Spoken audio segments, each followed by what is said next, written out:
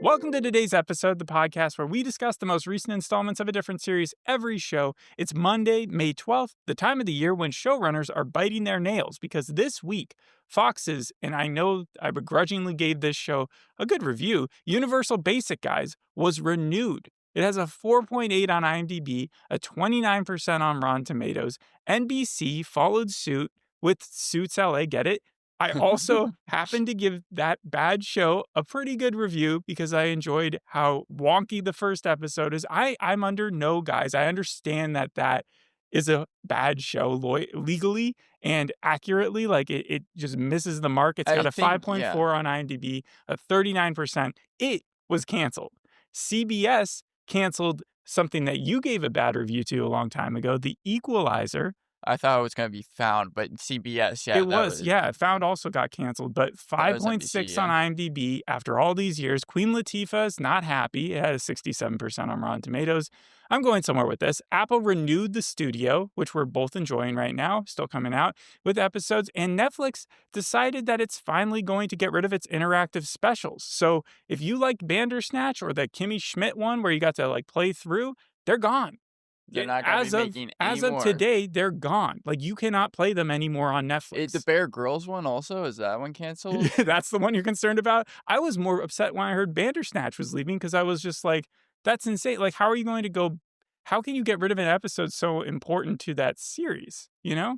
I know it's anthology and it doesn't really matter as far as other episodes are concerned, but it's so, when I think Black Mirror, I think of Bandersnatch. Well, I mean, Bandersnatch isn't the only, as we say, Netflix thing that had an interactive game to it. It seems like there was almost its own subsection. But that was the most in-depth one. That was the most serious one where people would replay to get to the other endings.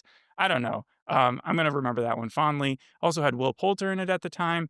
The show we're discussing today is at no risk of cancellation. Netflix has spent 7 years and tens of millions of dollars in its development. Season 2 is already greenlit. It's on its way. It's got 8 episodes. That's probably not going to be here till 2020. It will tell you. It says at the end of the series when it goes into its big poster that season 2 is on its way. So after it got released on, I believe, the last day of April, then it got renewed almost immediately after that. So if you watched it all that first day, you wouldn't have gotten that message at the end that season 2 was coming, but now you do. Season 1 had 6 episodes, but before we jump into the recap of all 6 of those, you've read the 2015 English translated graphic novel adapted from the original comic, right? Yes. Okay. And do you say eternal or eternal?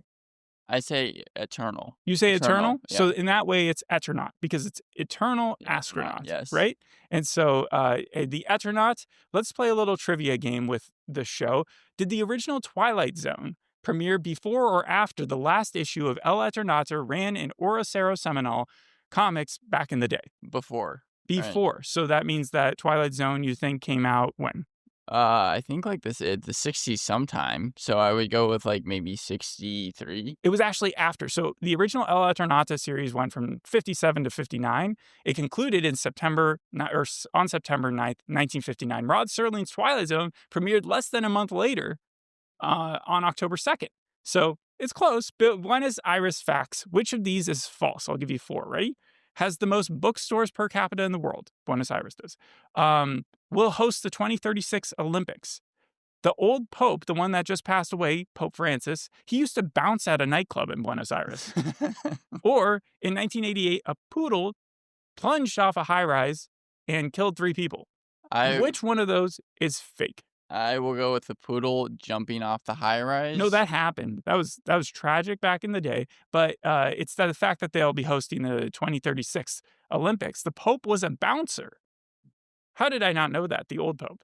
Okay, and then lastly, we haven't done a lot of Argentine series. I don't even think we've done any technically. However, we've talked about a few. And the one I'm thinking about in particular, I'm wondering if you can figure out which one it is off the top of your head. I'll give you a clue like this. Teen soap opera. Teen soap opera. Okay. Yes. Elite? It's close because they're also Spanish speaking, right? But no. Teen musical soap opera. Rebelde? Yes. Okay. So if you remember the series that got rebooted on Netflix in 2022, I believe that was a Mexican series, but the original Rebelde was Rebelde Way, back in 2000s. And back in that podcast, we did like a full breakdown, and it was a lot of fun talking about that. But yeah, so back to the Eternaut. Some outlets have called it Netflix's response to Amazon Prime's Fallout, HBO's The Last of Us, Apple's Silo. I would throw in The Walking Dead, primarily because the main character's parallel motivation in the first season is Rick trying to find Carl and Lori, Yeah, he's right? trying to find his family. And Juan is trying to find Clara here, right?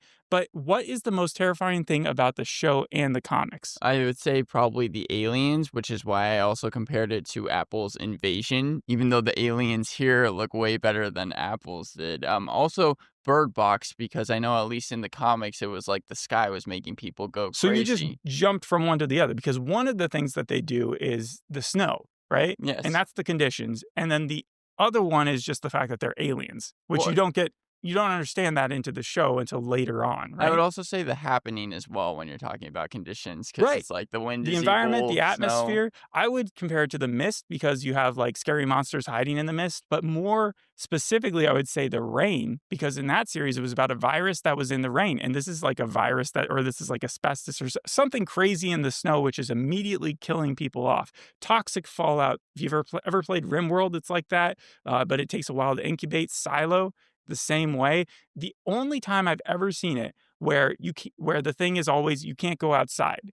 Everybody inside is safe, but you can't go outside. I've seen it flipped in Dungeon Crawler Carl, where everyone at the beginning of the apocalypse inside dies, and then the people outside get to live, but they have to play this weird game. That's that cat book, right? It's got a cat in it. Yes, it's a talking cat. I read it. Okay, but aliens.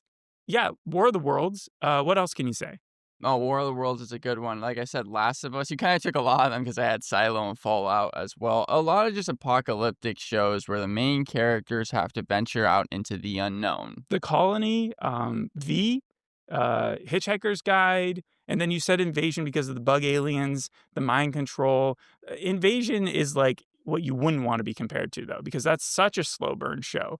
While reading the comics, did it feel as significant as all these series put together, or was it just more like one in particular? The comic book is crazy, way crazier than the TV show even gets, because it's like past the snow falling, which is only like the first 60 pages of it. Suddenly we have Juan and he's in the army and there's explosions and bullets flying everywhere. Yeah, let's get into the recap. So do you want to talk about specifically comic book first, or the season? Let's talk about the season. So it starts off, a mysterious and deadly snowfall spreads throughout the city, stranding a group of friends. Juan, he's the main character. They kept his name from the comic and the TV series. We also have Lucas, that's his friend.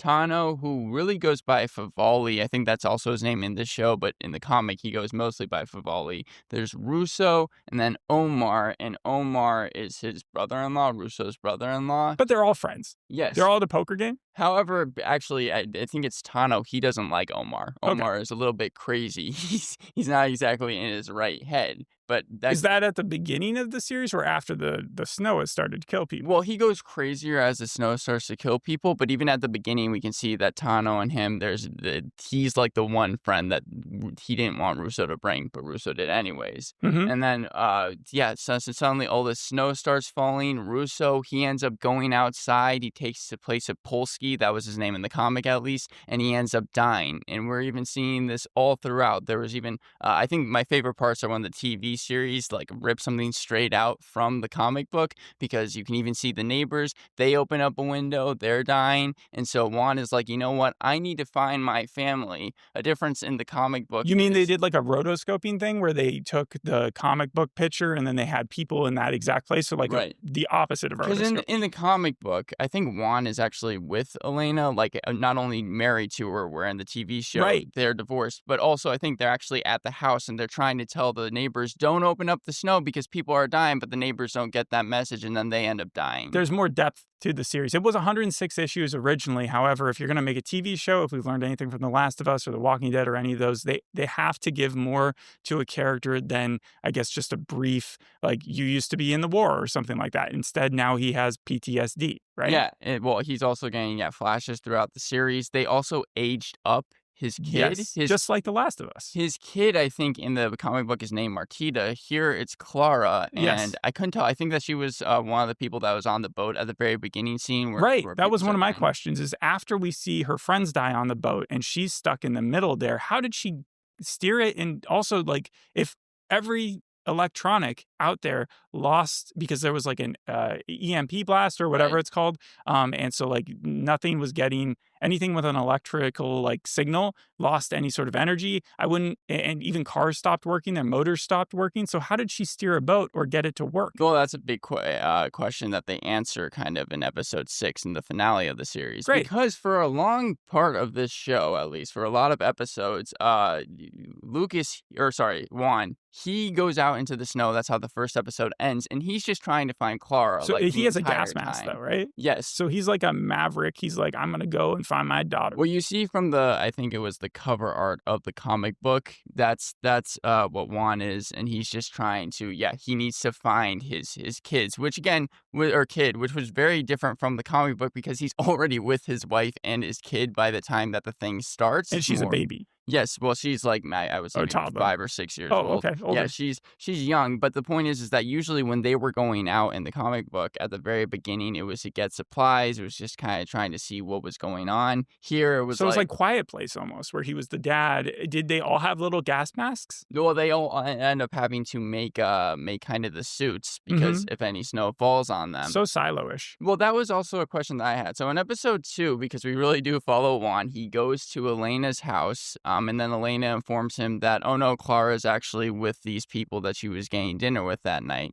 So that's the reason why she's kind of left. I was wondering what exactly was going on because Juan, we see, gets snow on him. It maybe didn't fall on him, but I think at some point we see him look at his hand and there's snow on him, and it didn't seem like they ever really addressed it. I was wondering if we were going to go with a contagion sort of thing where the main character was maybe kind of asymptomatic or was That's immune interesting. to it. I have no answers for you when it comes to that. Well, But they didn't address it later on in the series? I don't think He's not like so. immune or anything? That's what I was wondering. I was Okay. wondering if he was going to be like Matt Damon in Contagion, but Or what's the movie coming back? Killing Murphy 28 days, weeks later, that 28 thing? years later. Yeah, where you can be immune to a zombie bite. Right. So, I mean, Juan, he ends up finding Elena, and then we also see that people are starting to get stir crazy. These neighbors are absolutely insane. They're trying to figure out why exactly Juan is in their apartment, and there's like a gun battle that ends up going off. People get territorial pretty quickly, and there's mass panic. It was just funny because in this apartment, there's like 30 people that is running after Juan and Elena, and something about the TV show and the comic book is that it's going to bend the suspension of disbelief, like the fact that they're able to make it through so much. Belief, right?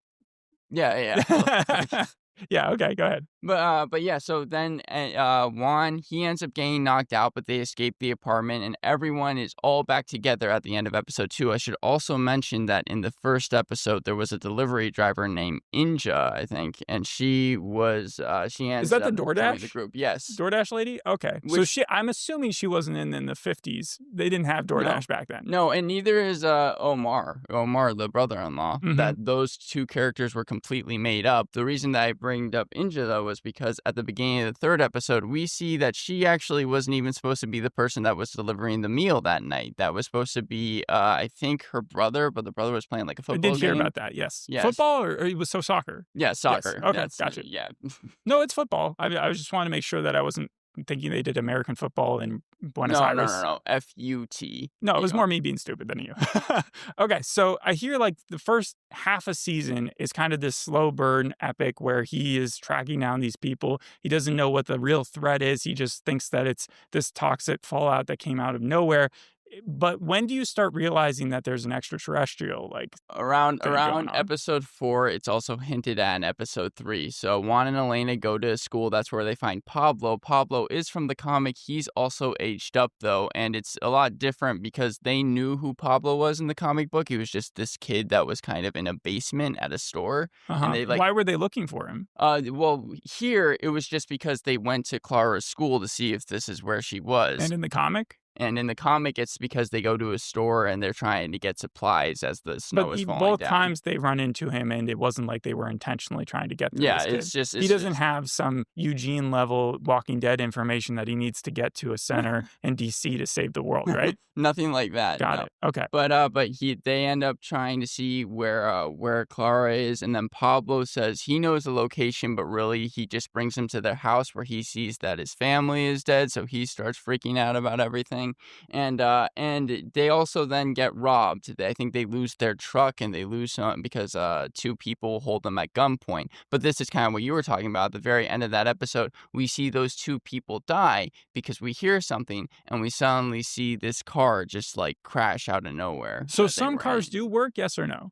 I think it's some cars work, but what we realize is that in episode 2, like, the older something is, in fact, I think that's even what Favali works. He uses like a car battery. Those are the things that work the most. The newer technology is actually the stuff that isn't Anything working. with an actual electrical signal in it doesn't work, but if you're getting back to like just old time motors and Yes, stuff. because like for example, in the first episode, all of the telephone like signals are So is not this able to call. produced by like oil and gas? Is that who like benefits the most from this? Also, when people were dying in the cars in the first episode, because that's really the one that I saw the most of, it seemed kind of strange to me that if you press that button in the car that traps the air from getting inside and you're Right. just breathing in like the car air, then why were people dying? Because I understand if it's in the air outside, but if they've turned off the air from outside, can't they just like hang out in their car for a Well, while? that was a good question. One thing that was different from the comic book is that this takes place in present day, Right. where the comic book, I think, took place in present day when it came out. But I mean, here Yeah, it's like, so in a way, they didn't even change it from the comic book because they're both contemporary. right. It's just that the contemporary times have changed, and so instead of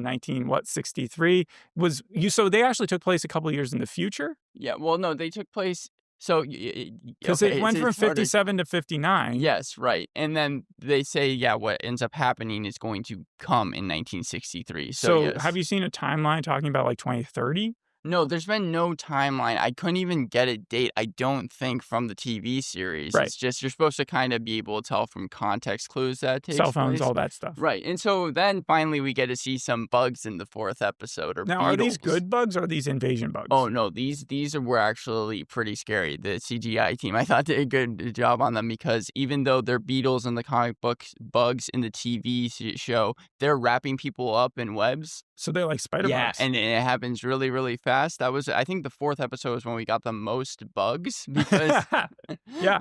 You know, Eric Kripke was not a fan of bugs. Like he tried it several times with Supernatural, it didn't work. I think, don't quote me on this, but Mandalorian, I think they used similar graphics or SFX to them for some of this. right. And Yeah. so yeah, Juan and Tano, they kind of followed this military base because they're hearing about I think it was Campo del Mayo, which is both in the comic book and TV series kind of like a safe haven because they're trying to figure out and see how they can communicate with people. But when they're going to the military realizes that they're following them. They start shooting at them, and then that's when we see all the bugs come out and start There's always killing a people. military presence. Yeah. Well, not only that, also strangely, because I think you can say this about The Walking Dead also, Obviously, when War of the Worlds. Yeah. when Juan and Tano leave, they end up going to a church, which has a ton of people in them. So a A church lot of as people well. in there, but like, okay, so there's a mind control process in this, right? Yes. Where the aliens are controlling that. When does that become apparent? So I was waiting for that, but that only happens in the finale of the TV series. You Ah. see, what the show does that the comic book doesn't is it focuses so much on the snowfall within like the first 80 Which is cool. pages. I don't think that's a bad thing if you But think within the about it. first 80 pages of the comic book, they're done. Like the snow stops falling. It takes until like 5 episodes before But that honestly, ends up I'd be happening. dead because I love snow. I love to run outside, and I know I'm not a 6-year-old kid, but like that would be epic. And then yeah, I die immediately. So I feel like concentrating on the amount of devastation that would cause, I would just be one of those bodies out there. Now, people in colder climates, they would probably know to stay inside, and they would probably wait until they got some form of And news telling them not to go lick the snow or something. Juan walking through the streets and seeing all the dead bodies. Yes, that's Right. It was also like Mount Everest. very much from the comic book. Definitely the same type of tone that it had, just very depressing. Whenever anything good happened, it was always immediately followed with just like one of the most like saddest things that you can see. Some people were a little confused because they were like, it takes place in the summer, but there's snow. And it's like, yeah, because near the equator, Buenos Aires, it's Right, like they Buenos Aires. celebrate Christmas during or they have Christmas trees up, but it's still like summer and it's still snowing. It's weird. Yeah. So then we go to the 5th episode because actually Juan is able to help with Tano get all these people from the church to leave. We had 2 people sacrifice themselves, a nun and this person named Rango. They ring the bell to get these monsters away from them, and then they blow Wait, up. I'm sorry. The monsters respond to a doorbell? Yeah, because they were going to be going after the group as they were having an exit plan, but it turns out that Rango, he rings a huge bell, one of those like city bells.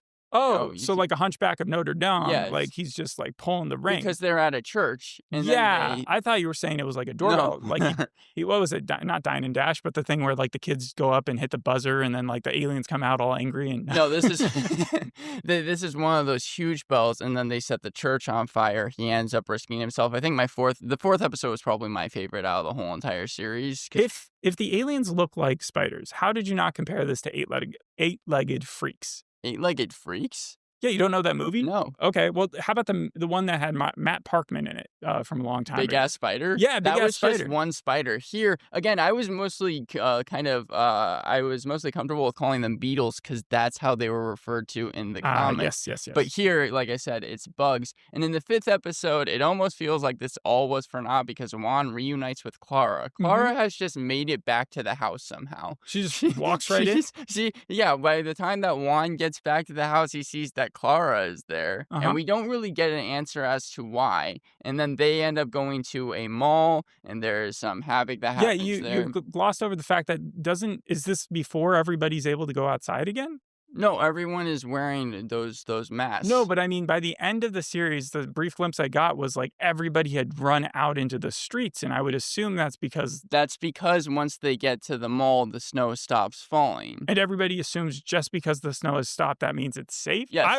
That would be the opposite. That's where I would survive because I would still stay inside thinking this is a trap. Well, you see, that's the funny thing because from the comic and the TV series, I had the same frame of mind as you, but it seems like the snow, even if like you're pushing your hands on the street where the snow is, it seems like it's fine then. So that's the only reason I could give to maybe why Juan, when he in the 2nd episode saw that there was snow on him, wasn't it had turning already crazy. dissipated, so it was really the murders of all those people in the first day, and then after that it was kind of safe. Well, I mean, it's more actually kind of the monsters and the humans that you have to be afraid of. It seemed like yes. After so a while, we've gone into the next level, and now you're saying it's strictly an alien show.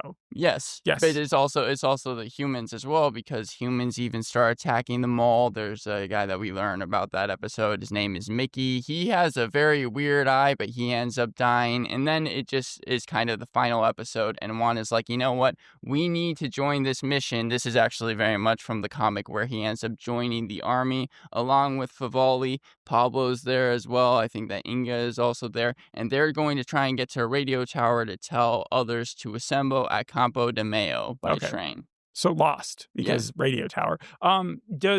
You've made it through the entire comic books, yes. right? Or 106 issues. So where are we? Right now, I would say it's at the end of episode 6. They're going out of order, but I would say that we're about how much of the story has been done? I would say about a 1/6 of it. Because whoa. Yes, we've barely scratched the surface because it takes until the last episode before the survivors start to turn brainwashed, and we start to learn that maybe the Beatles and the brainwash, as they say in the comic, robots, they are actually being controlled by a hand. That's what the aliens are called. And we even That's also the bad guy in the one Marvel series. What was it? Iron Fist? The hand. Yes. And we even see the hand's hand for like a quick second. So it turns out that a lot of people end up dying or kind of being controlled by the end of the episode. Including including Clara. She Clara. was acting so strange in the 5th episode. People were trying to figure out why she's being controlled. I think that What do you mean by strange? Because they always do differently in a different series. But she's does saying she? a lot of things like, "I didn't even make it on the boat," even though there's records that she was on the boat. Okay, so she's just lying. So without getting into too many spoilers, it's kind of like in Severance.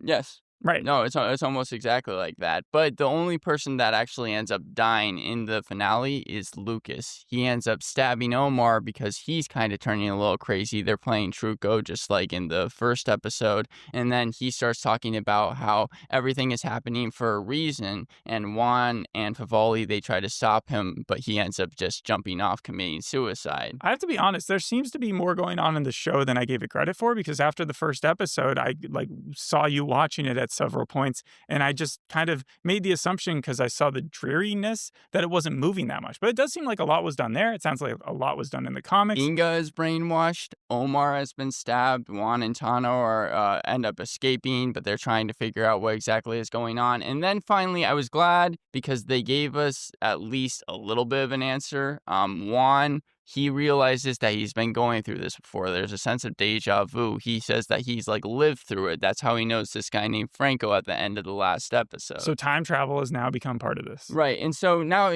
that's where we kind of leave off for the season. I would like to get into the changes from the comic. Right. It sounds like you've gone through a couple of them, but yeah, go ahead. Yeah. So Juan, like I said, he's married to Elena. They changed Clara's name. Mhm. She's again aged up. So is Pablo. And the creature names have changed too.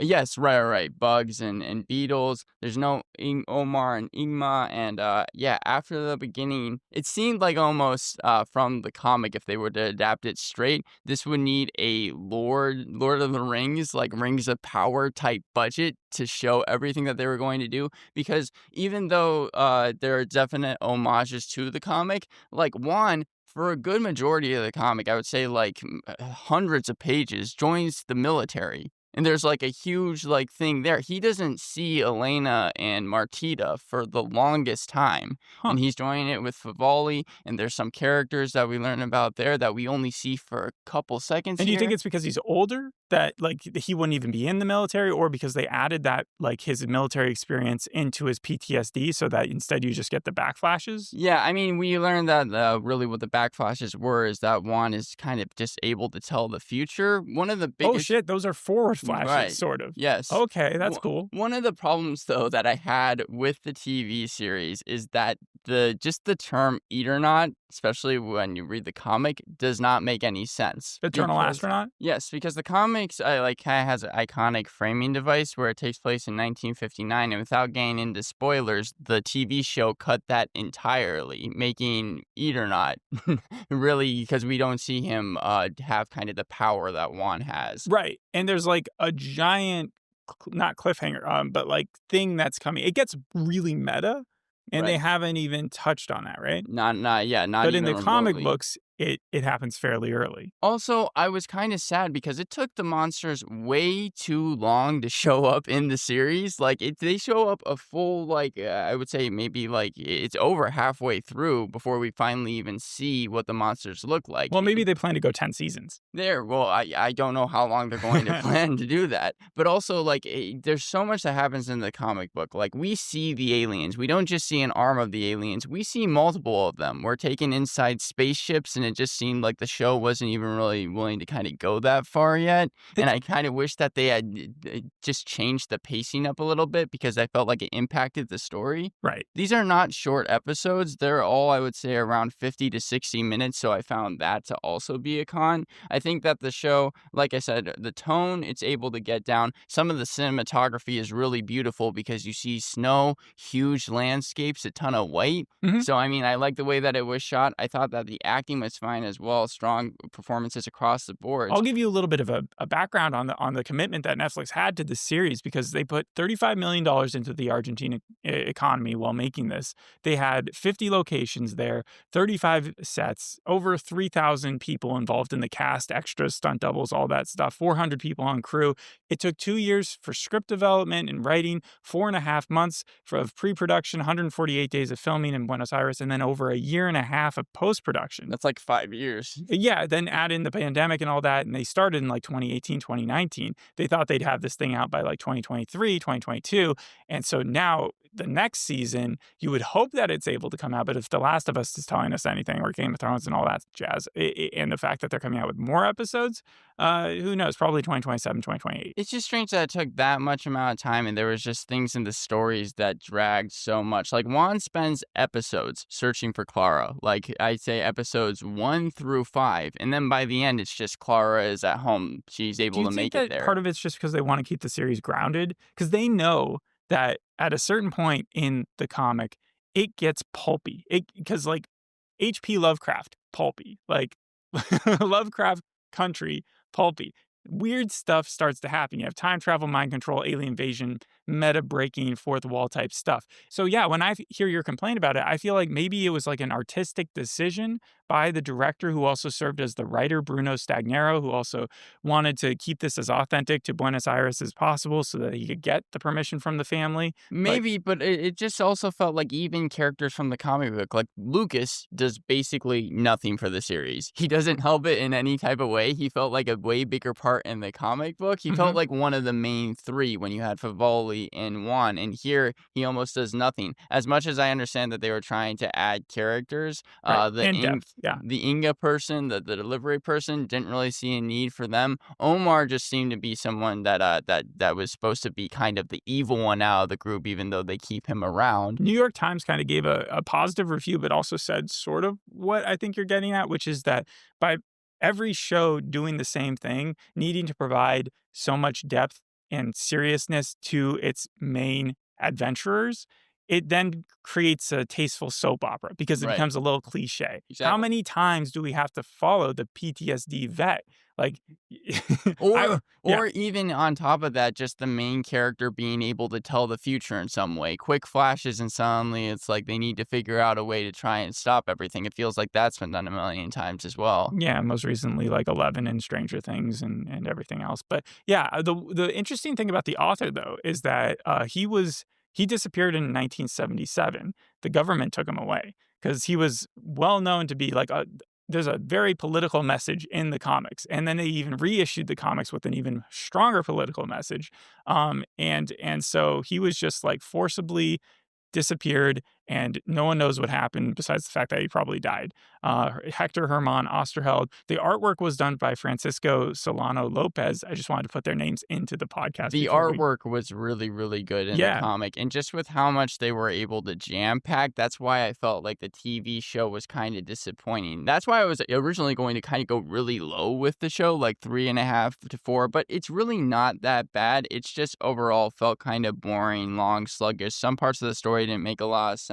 5 out of 10 from me. 5 out of 10. You read the comic, so you were expecting more. You wanted it to get to the meat of the comic quicker. That makes sense. I wish it didn't take until the final episode before we got the robot people. And yes, they kind of hint at it throughout the series, but it's really only the final episode where characters figure out kind of what's going on. I wonder if you'd seen Invasion like I have, if you'd say that it was slow. Because I think that that would have like recalibrated your opinion of it, and then you would have been like, this show is tremendous. Well, here's the thing. I saw the season 2 finale to Invasion, and any episode you could put up against that one that I saw, and it's better. But the season 2 finale had things happening in it. It didn't. At least here you actually see the aliens kill people. In the season 2 finale of Invasion, you got like 1.5 minutes of that. I'm just saying that is the most exciting episode of Invasion. It probably has the highest rated of the whole thing, and that's because it's a finale. That shouldn't be your mode of judgment for that show. It's a really bad show. I forgot. What did we do last time? Because I asked you if you hadn't... Oh, it was Kareem. I asked if you hadn't read Kareem, if you would like the TV series, and you said no. Here, I feel like I just didn't like it as much as other people because I did. But what have the reviews been for it? If you stuck Kareem in this show, though, I would love it. That would be fantastic. If he was still able to like seduce all these women in the middle of a post-apocalyptic toxic storm and still be like trying to create food at the same time, that would be pretty epic. Needless to say, there's no fuckboy in the Eternaut. Juan isn't getting any? All right. Yeah, 7.6 on IMDb. It's got a 94% on Rotten Tomatoes. Reviews have been good. They haven't been overwhelming, but it's certainly been very popular on Netflix. It was the #1 in Buenos Aires, but top 10 in other parts of the world. Check it out if you're at all interested in sci-fi stuff. Anything else you want to say? No, that's about it. Thanks for listening. We'll see you in the next episode. Hope you enjoyed this one. Bye. Bye.